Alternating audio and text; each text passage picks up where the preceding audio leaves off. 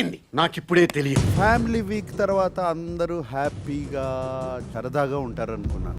తెలియాలి, తెలిసి తీరాలి. I'm not happy. అసలు ఏం జరిగిందంటే అన్నా, నిన్ను బాగా డిస్టర్బ్ చేసిన గొడవ ఏంటి? సంజన గారు రీతు నామినేషన్ లో జరిగింది. అంటే ఒక అమ్మాయి మీద బ్లేమ్ చేస్తున్నట్లు కదా సార్ అది. ఫస్ట్ షాక్ అయ్యాను సార్, అసలు ఈవిడ ఇలా మాట్లాడతారని నేను కళ్ళు కూడా అనుకోలేదు సార్.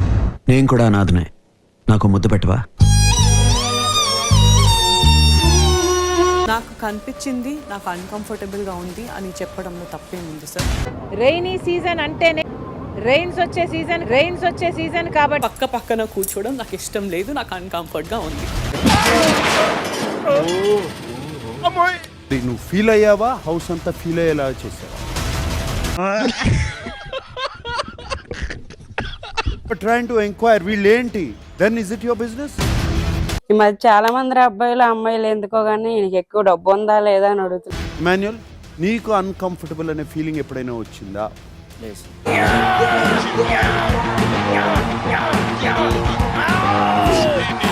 సుమన్, కళ్యాణ్, దివ్య, వాళ్ళందరికీ అనిపించింది నీకెందుకు అనిపించింది?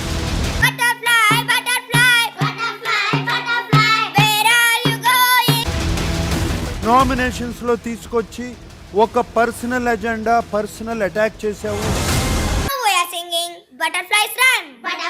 నువ్వు కంఫర్టబుల్ గా లేకపోతే I will open the gates and you can go. Bigg Boss house కి సంబంధించిన డెకోరం స్పాయిల్ అయింది కాబట్టి Bigg Boss please open the gate. అది ఏంటంటారు, ఏదో అంటారు దాన్ని కరెక్ట్ గా ఏదో గోలని.